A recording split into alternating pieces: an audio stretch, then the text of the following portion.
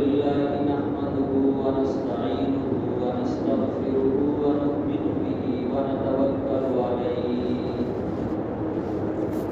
ونعوذ بالله من شرور أنفسنا ومن سيئات أعمالنا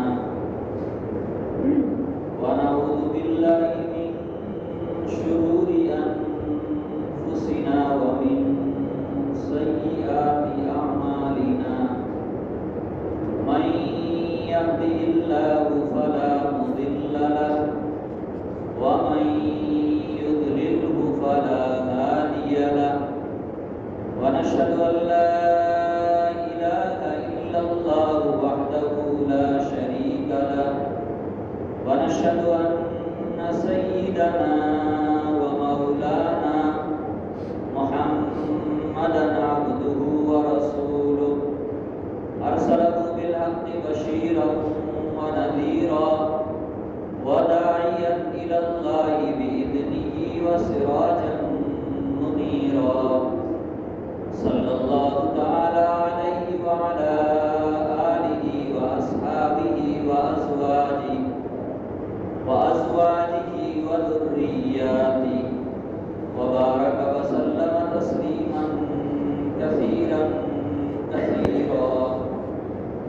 أما بعد فأعوذ بالله من الشيطان الرجيم بسم الله الرحمن الرحيم وقضى ربك ألا تعبدوا إلا إياه وبالوالدين إحسانا وعن معاذ بن جبل رضي الله تعالى عنه قال أوصاني رسول الله صلى الله عليه وسلم بعشر كلمات فقال لا تشرك بالله شيئا وإن قتلت وحرقت ولا تعقن والديك وإن أمراك أن تخرج من أهلك ومالك ولا تتركن صلاة مكتوبة متعمدا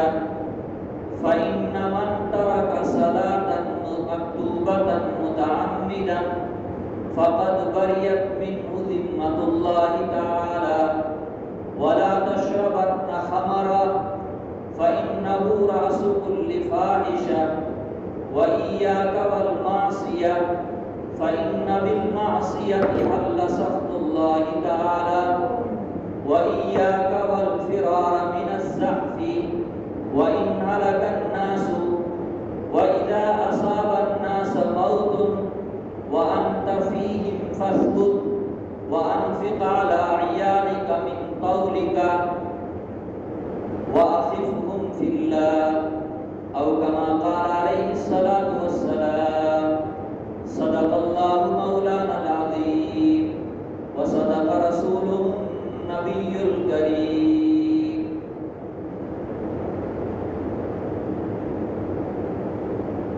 بزرگوں، دینی بھائیوں، پچھلے کئی جماعت میں قرآن کریم کی ایک آیت کی تفسیر کرتے ہوئے 5-6 چیزوں پر تفصیل سے روشنی ڈالی گئی تھی۔ قرآن کریم کی وہ آیت تھی جو بہت جامع اور بہت معنی ہے۔ اس وقت خطبہ مسنونہ کے اندر میں نے آپ حضرات کے سامنے قرآن کریم کی ایک آیت اور آقا نامدار صلی اللہ علیہ وسلم کی ایک حدیث پڑھی ہے۔ اسی حدیث کی روشنی میں 10 باتیں جو آپ علیہ السلام نے بیان فرمائی، میں ان 10 باتوں کی مختصر تشریح اور مختصر تفسیر آپ حضرات کے سامنے بیان کرنے اللہ تبارک و تعالی مجھے اور آپ سب کو ان کے اوپر عمل کرنے کی توفیق عطا فرمائے۔ ایک بہت بڑے صحابی ہیں حضرت معاذ بن جبل رضی اللہ تعالی عنہ، جو بڑے سمجھدار تھے، بڑے عقل مند تھے۔ نبی علیہ الصلوۃ والسلام نے اپنی دور نبوت میں یمن کے ایک علاقے کا ان کا گورنر اور ذمہ دار بنا کر بھیجا تھا۔ حضرت معاذ بن جبل رضی اللہ تعالی عنہ کی دو حدیثیں جو کافی طویل ہیں، ایک کتاب الایمان میں آتی ہے اور دوسری کتاب الکبائر باب الکبائر کے اندر ذکر کی جاتی ہے۔ میں نے جو حدیث ان کی پڑھی ہے، تلاوت کی ہے، اس حدیث کا تعلق احادیث کی کتابوں میں جو باب الکبائر و علامات النفاق ہے، اس باب میں محدثین نے اس حدیث کو بیان فرمایا ہے۔ حضرت معاذ بن جبل رضی اللہ تعالیٰ عنہ فرماتے ہیں، اوصانی رسول اللہ صلی اللہ علیہ وسلم بعشر کلمات، نبی صلی اللہ علیہ وسلم نے، میرے خلیل صلی اللہ علیہ وسلم نے مجھے 10 باتوں کا بہت تاکید کے ساتھ حکم فرمایا، 10 باتوں کی مجھے وصیت فرمائی۔ ان 10 باتوں میں پہلی چیز کیا ہے؟ پہلی بات کیا ہے؟ نبی کریم صلی اللہ علیہ وسلم نے فرمایا، لا تشرک باللہ شیئا وَإِن قُتِلْتَ وَحُرِّقْتَ۔ تم اسلام میں داخل ہو گئے، ایمان میں داخل ہو گئے، اللہ کو ایک معبود مان لیا، اللہ کو خالق اور رازق مان لیا، اللہ کو معبود، خالق اور رازق ماننے کے بعد اب اللہ کی ذات اور اللہ کی صفات میں کسی چیز کو شریک نہیں ٹھہرانا۔ لا تشرک باللہ شیئا، اللہ کے ساتھ کسی چیز کو شریک نہیں ٹھہرانا ہے، چاہے وہ نبی ہو، چاہے وہ ولی ہو، چاہے وہ پیر ہو، چاہے وہ فقیر ہو، دنیا کی کوئی طاقت، دنیا کا کوئی انسان اللہ کی ذات اور اللہ کی صفات میں اس کے برابر نہیں ہو سکتا۔ لا تشرک باللہ شیئا، اللہ کے ساتھ کسی چیز کو شریک مت ٹھہراؤ۔ اور نبی علیہ الصلوۃ والسلام نے یہ بات اتنی تاکید کے ساتھ بیان فرمائی کہ اگر نوبت یہاں تک آ جائے کہ دشمنوں نے تم کو اپنے گھیرے میں لے لیا، دشمنوں نے تم کو پکڑ لیا اور پکڑ کر کے دشمن تم کو شرک کرنے کے اوپر آمادہ کر رہے ہیں، شرک کرنے کے اوپر مجبور کر رہے ہیں، اللہ کے نبی صلی اللہ علیہ وسلم حضرت معاذ سے فرما رہے ہیں، صحابی کی یہ علامت ہے اور امتیوں کے لیے یہ عزیمت ہے، صحابی کی یہ علامت ہے اور امتیوں کے لیے عزیمت کا راستہ ہے کہ اس حالت میں کہ تم کو قتل کیا جانا ممکن ہے، تم کو جلایا جانا ممکن ہے، دشمن تم کو قتل کرنے پر آمادہ ہے، آگ جلا کر کے اس کے اندر تم کو جلانے کے لیے تیار ہے، کس بنیاد پر کہ تم شرک نہیں کر رہے ہو، اس لیے قتل کر دیا جائے گا، جلا دیا جائے گا۔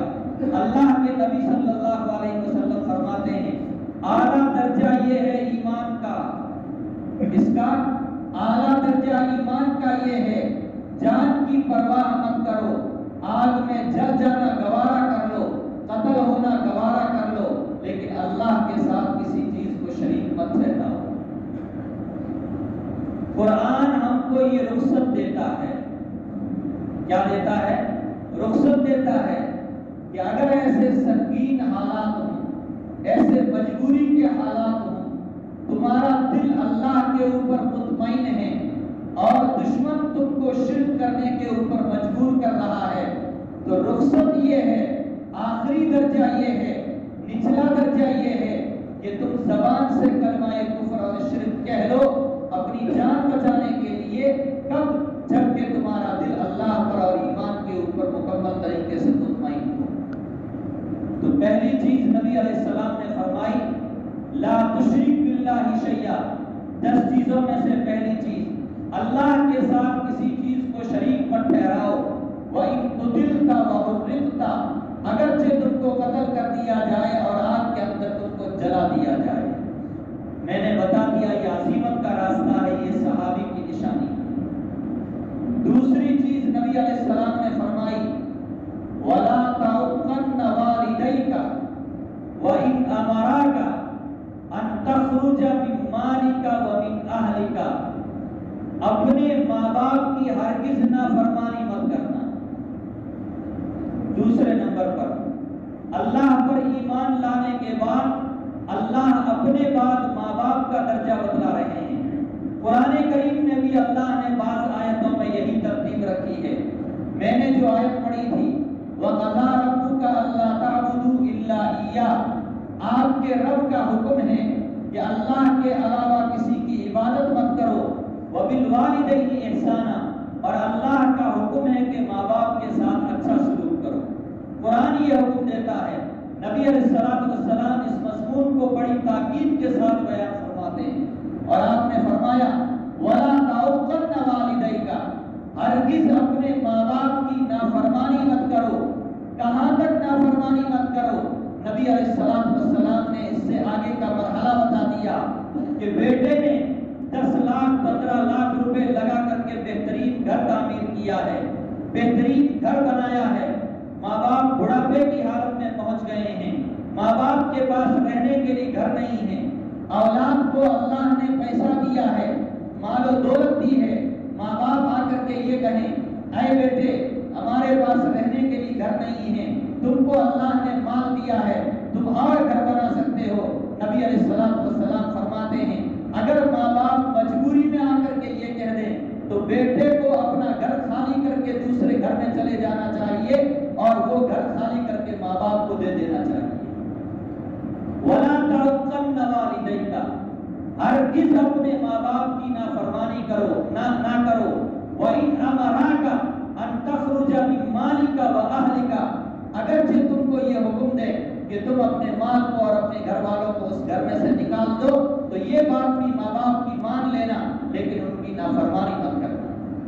لیکن ایک قاعدہ سن لیں، اللہ کے نبی صلی اللہ علیہ وسلم نے دوسری حدیث میں بیان فرمایا اگر ماں باپ کسی ناجائز کام کی اولاد کو حکم دے، ناجائز کام کا حکم دے، تو نبی علیہ السلام فرماتے ہیں لا طاعۃ لمخلوق فی معصیۃ الخالق، جہاں اللہ کی نافرمانی ہوتی ہو وہاں ماں باپ کی بھی بات مانی نہیں جائے گی بلکہ اس کو ٹھکرا دیا جائے۔ دوسری چیز، تیسری چیز نبی علیہ السلام نے فرمائی وَلَا تَتْرُكَنَّ صَلَاةً مَكْتُوبَةً مُتَعَمِّدًا، فرض نماز جان بوجھ کر ہرگز مت چھوڑنا۔ ساری چیزیں نبی علیہ السلام تاکید کے ساتھ بیان فرمائے۔ وَلَا تَتْرُكَنَّ، ہرگز فرض نماز جان بوجھ کر مت چھوڑنا۔ اگر تم نے فرض نماز کو جان بوجھ کر کے چھوڑ دیا تو اللہ نے ہر انسان کی حفاظت کی ذمہ داری کے لیے فرشتے مقرر کر رکھے ہیں، نمازیوں کے لیے الگ سے فرشتے حفاظت کے لیے آتے ہیں۔ اگر تم نے نماز کو چھوڑ دیا تو اللہ اپنی حفاظت کی ذمہ داری تم سے اٹھا لیں گے۔ قرآن میں اللہ نے فرمایا لَهُ مُعَقِّبَاتٌ مِن بَيْنِ يَدَيْهِ وَمِن خَلْفِهِ يَحْفَظُونَهُ مِنْ أَمْرِ اللَّهِ، اللہ نے اس فرشتوں کو مقرر کیا ہے جو انسان کے آگے سے، پیچھے سے، دائیں سے، بائیں سے اس کی حفاظت کرتے ہیں۔ نبی علیہ السلام فرماتے ہیں جو آدمی فرض نماز کو جان بوجھ کر کے چھوڑ دے گا اللہ تبارک و تعالیٰ اپنی حفاظت کی ذمہ داری اس سے اٹھا لیں گے۔ یہ 3 چیزیں ہوئی۔ چوتھی چیز وَلَا تَشْرَبَنَّ خَمَرًا، وَلَا تَشْرَبَنَّ خَمَرًا، ہرگز نشے والی چیز کا استعمال مت کرنا، اس لیے کہ نشے کے اندر آدمی ہر گناہ کے اندر مبتلا ہو جاتا ہے۔ وَلَا تَشْرَبَنَّ خَمْرًا، ہرگز شراب مت پینا، اس لیے کہ نشے والی چیز اور شراب کے پینے کی وجہ سے عقل ختم ہو جاتی ہے، اور عقل کے ختم ہونے کے ساتھ شرم و حیا بھی ختم ہو جاتی ہے، پھر انسان ہر گناہ کے اندر مبتلا ہو سکتا ہے۔ اس لیے نبی علیہ السلام نے فرمایا وَلَا تَشْرَبَنَّ خَمْرًا فَإِنَّهُ رَأْسُ كُلِّ فَاحِشَةٍ، ہر بے حیائی اور بدکاری کے لیے شراب کا پینا، نشے والی چیز کا استعمال کرنا، یہ اس کے لیے جڑ اور بنیاد ہے۔ پانچویں چیز بیان فرمائی وَإِيَّاكَ وَالْمَعْصِيَةَ، گناہ کے کاموں سے بچو۔ کس سے بچو؟ گناہ کے کاموں سے بچو۔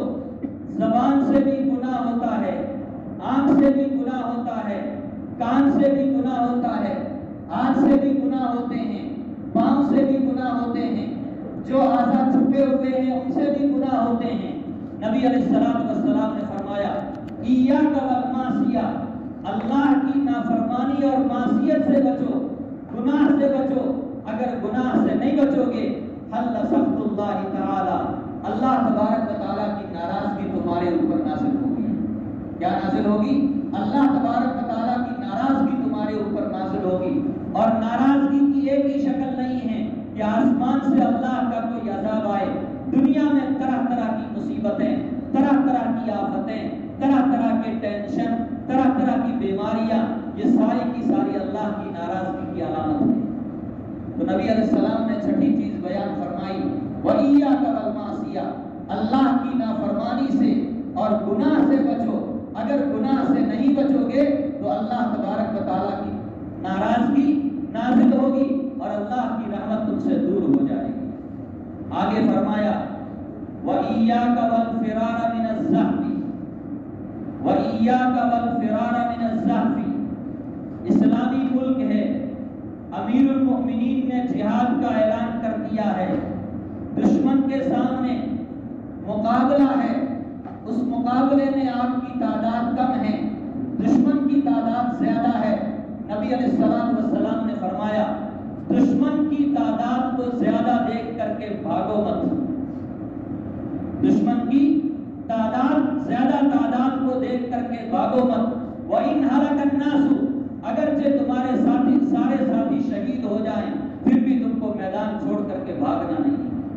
وَإِيَّاكَ وَالْفِرَارَ مِنَ الزَّحْفِ وَإِنْ هَلَكَ النَّاسُ، آگے فرمایا وَإِذَا أَصَابَ النَّاسَ مَوْتٌ، وَإِذَا أَصَابَ النَّاسَ مَوْتٌ، کسی جگہ کوئی بیماری پھیل گئی، کورونا پھیل گیا، کوئی وبا پھیل گئی، پہلے زمانے میں عام طور سے طاعون پھیلتا تھا، تو نبی علیہ السلام فرماتے ہیں بیماری کا آنا اللہ کی طرف سے ہے، جس جگہ تم ہو اس جگہ اگر عام بیماری آ گئی ہے تو اب وہاں سے بھاگ کر کے مت جاؤ، اس لیے کہ یہ تقدیر کے خلاف ہے۔ اور اگر تم کسی دوسری جگہ ہو اور تمہارے وطن کے اندر بیماری پھیل گئی ہے تو وہاں سے اپنے وطن میں نہ آؤ، اس لیے کہ وہاں آ کر کے اگر تم کو موت آ گئی تو تم بھی یہ سمجھو گے، تمہارے رشتہ دار بھی یہ سمجھیں گے کہ یہاں آنے کی وجہ سے اس کو موت آئی ہے، حالانکہ موت تو اس کے مقدر میں لکھی ہوئی تھی۔ موت تو کیا تھی؟ اس کے مقدر میں لکھی ہوئی تھی۔ جس کو جہاں موت آنی ہے اس کو وہاں ہر حال میں پہنچنا ہے۔ کتابوں میں ایک واقعہ لکھا ہے حضرت سلیمان علیہ السلام کے وزیر کا، کہ ایک وزیر کے موت کا وقت آیا اور اس کی موت کی جگہ دور کہیں متعین تھی۔ کہاں تھی؟ دور متعین تھی۔ ملک الموت آیا اور دیکھا یہ تو یہاں کھڑا ہے اور ابھی اس کو بہت دور لے جانا ہے اور اتنے منٹ کے بعد مجھے اس کی روح قبض کرنی ہے۔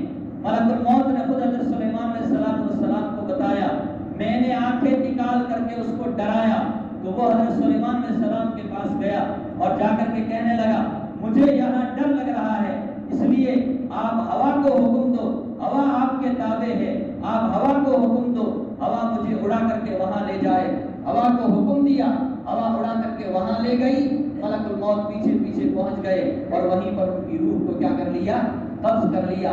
تو نبی علیہ السلام فرماتے ہیں وَإِذَا أَصَابَ النَّاسَ مَوْتٌ، کسی جگہ دھڑا دھڑ لوگوں کی موت واقع ہو رہی ہے، وَأَنْتَ فِيهِمْ، اور آپ ان لوگوں کے اندر موجود ہیں، فَاثْبُتْ، تو وہاں ثابت قدم رہیے، جمیے، موت سے ڈر کر کے بھاگیے مت۔ اگر مقدر میں آج موت لکھی ہے تو بھاگنے کے بعد بھی آج ہی تم کو موت آئے گی، اور اگر آج موت نہیں لکھی ہے تو اس علاقے میں، اس گاؤں میں رہتے ہوئے بھی تم کو موت نہیں آئے گی۔ 7 چیزیں۔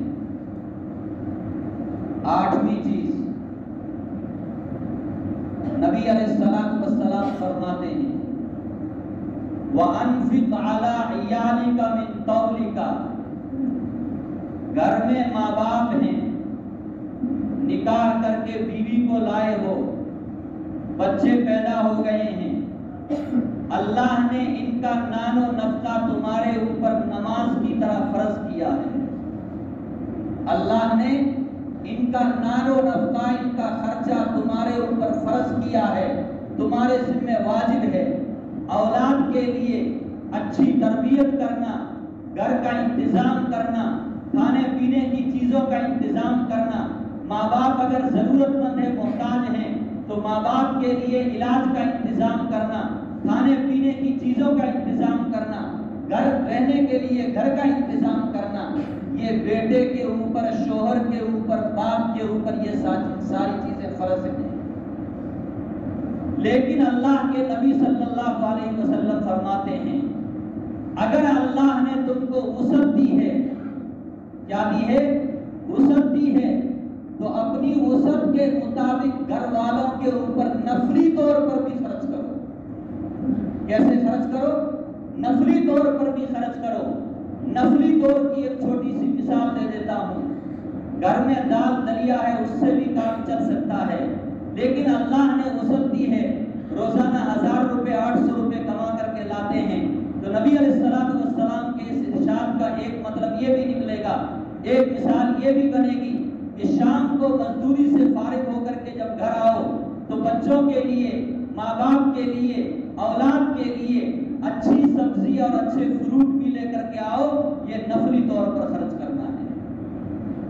پیٹ تو دال روٹی سے بھی بھر جائے گا، پیٹ تو دلیے سے بھی بھر جائے گا، لیکن اللہ نے وسعت دی ہے تو تمہاری وسعت کے مطابق جو لوگ ہیں وہ لوگ اپنے گھر کے اندر جیسا کھانے پینے کا کے لیے مال خرچ کرتے ہیں، تم بھی نفلی طور پر اتنا مال خرچ کرو، اور خرچ کر کے اپنی اولاد کے لیے اس طرح کے کھانے پینے، رہنے اور پہننے کی اچھی چیزوں کا انتظام کرو۔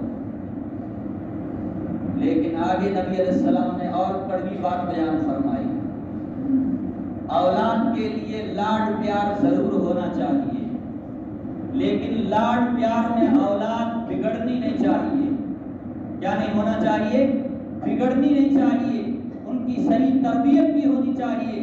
اس لیے آگے نبی علیہ السلام نے فرمایا وَلَا تَرْفَعْ عَنْهُمْ عَصَاكَ أَدَبًا، وَلَا تَرْفَعْ عَنْهُمْ عَصَاكَ أَدَبًا، بچے ہیں، بیوی ہیں، بچیاں ہیں، ان کی اچھی تربیت کرو، اسلامی تربیت کرو، ان کو نماز کا پابند بناؤ، اچھی تعلیم دلاؤ، اچھا ہنر سکھاؤ، ان کو برا مت بننے دو۔ کیا مت بننے دو؟ برا مت بننے دو۔ ابھی یہ کچا مال ہے، اس کچے مال کو آپ جدھر مروڑیں گے یہ کچا مال اسی رخ کے اوپر چلا جائے گا۔ یہ بچے اگر نیک بچوں کی صحبت میں رہیں گے تو نیک بن جائیں گے، برے بچوں کی صحبت میں جائیں گے تو برے بن جائیں گے۔ اسی لیے ماں باپ کو حکم ہے بالغ ہونے سے پہلے اپنے اولاد کے اوپر کڑی نظر رکھیں۔ کیا رکھیں؟ کڑی نظر رکھیں، ان کو شفقت کے ساتھ سمجھائیں، تربیت کریں ان کی۔ لیکن نبی علیہ السلام فرماتے ہیں زندگی میں کبھی کبھی اسی مرحلے پر جا کر کے ایسا موقع آتا ہے کہ ماں باپ نرمی سے سمجھاتے ہیں، اولاد سمجھتی نہیں ہے، شوہر بیوی کو نرمی سے سمجھاتا ہے، سمجھتے نہیں ہیں، تو نبی علیہ السلام نے فرمایا اب لاٹھی سے ان کا علاج کرو۔ کس سے علاج کرو؟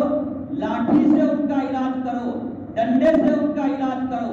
وَلَا تَرْفَعْ عَنْهُمْ عَصَاكَ، ان کے اوپر سے لاٹھی مت اٹھاؤ ادب سکھانے کے لیے۔ کیا مطلب؟ اولاد کو جہاں ماں باپ کی نرم مزاجی کا علم ہو، اسی کے ساتھ اولاد کو ماں باپ کی سخت مزاجی کا بھی علم ہونا چاہیے۔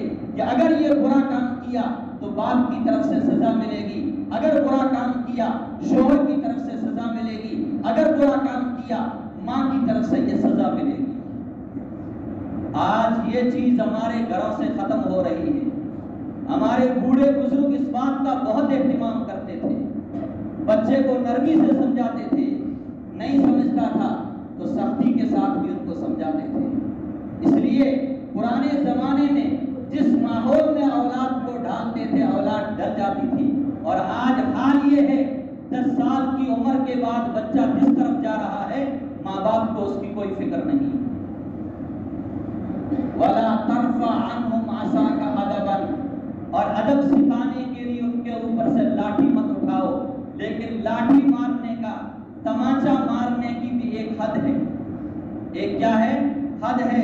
نبی علیہ السلام نے چاہے شاگرد ہو، چاہے طالب علم ہو، چاہے اولاد ہو، چاہے بیوی ہو، چہرے کے اوپر تھپڑ اور ڈنڈا مارنے سے منع فرمایا ہے۔ اس کے اوپر، چہرے کے اوپر، اس لیے کہ چہرہ خوبصورتی کی چیز ہے، اس کے اوپر تھپڑ مارو گے ہو سکتا ہے آنکھ پر لگ جائے، ہو سکتا ہے زور سے مارنے کی وجہ سے ناک پر لگ جائے، ناک ٹیڑھا ہو جائے، رخسار پر ماریں گے تو تمہارے ہاتھ کے نشان پڑ جائیں، اس کی چہرے کی خوبصورتی ختم ہو جائے گی۔ نبی علیہ السلام نے فرمایا چہرے پر مت مارو، ایسی جگہ مارو جہاں نشان نہ پڑتا ہو۔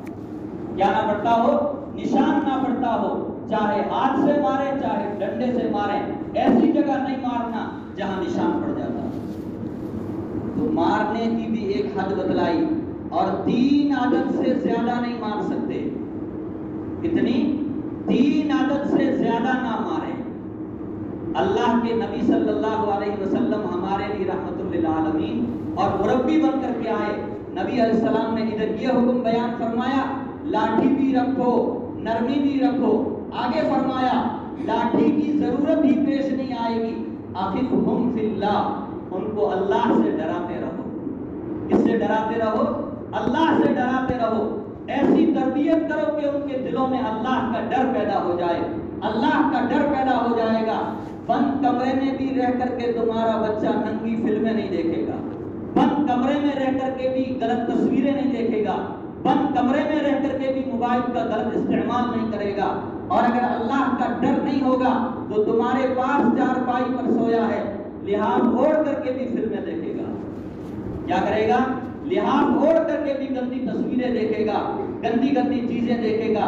اس لیے نبی علیہ السلام نے فرمایا اللہ کا ڈر دل کے اندر پیدا کر دو، یہ نماز کا بھی پابند بنے گا، ماں باپ کا بھی خدمت گزار بنے گا، شریعت کے احکام کے اوپر بھی عمل کرنے والا بنے گا۔ یہ 10 چیزیں نبی علیہ السلام نے اس حدیث میں بیان فرمائی، بڑی اہم چیزیں ہیں۔ پہلی چیز حضور نے فرمائی لا تشرک باللہ، اللہ کے ساتھ کسی کو شریک مت ٹھہراؤ اگرچہ تم کو قتل کر دیا جائے اور جلا دیا جائے۔ دوسری چیز بیان فرمائی ولا تعقن والدیک، اپنے ماں باپ کی ہرگز نافرمانی مت کرو۔ تیسری چیز بیان فرمائی فرض نماز کو جان بوجھ کر کبھی بھی مت چھوڑو۔ چوتھی چیز بیان فرمائی ولا تشربن خمرا، ہرگز شراب کو مت پیو۔ اور پانچویں چیز بیان فرمائی ہر گناہ کے کام سے بچنے کی کوشش کرو۔ چھٹی چیز بیان فرمائی اگر میدان جہاد ہو اور وہاں جنگ ہو جائے، جہاد ہو جائے تو وہاں میدان سے بھاگنے کی کوشش مت کرو۔ آگے بیان فرمایا اگر کسی علاقے میں کوئی بیماری پھیل جائے اور اس بیماری کی وجہ سے لوگوں کی دھڑا دھڑ موت ہو رہی ہے تو ہمیں اللہ پر یقین رکھنا چاہیے اور وہاں سے بھاگنا نہیں چاہیے۔ آپ نے 8ویں چیز بیان فرمائی اپنے گھر والوں کے اوپر فرض اور ذمہ داری کے علاوہ نفلی طور بھی ہمیں ان کے اوپر خرچ کرنا چاہیے۔ اور 9ویں چیز آپ نے بیان فرمائی اپنی اولاد کی اچھی تربیت کرو، اسلامی تربیت کرو اگرچہ تم کو لاٹھی اٹھانے کی ضرورت پیش آ جائے۔ اور آخری اور 10ویں چیز بیان فرمائی اخفہم فی اللہ، بچپن ہی کے اندر اپنے اولاد کے دل میں اللہ کا ڈر پیدا کر دو، یہ ہر گناہ سے جلوت اور خلوت میں بچنے والے بن جائیں گے۔ اللہ تعالی ہم سب کو اس حدیث کے اوپر اور پوری شریعت کے اوپر عمل کرنے کی توفیق عطا فرمائے۔ وآخر دعوانا ان الحمدللہ رب العالمین۔ Thanks for watching. Don't forget to like, comment, share and subscribe to Al Wahid channel.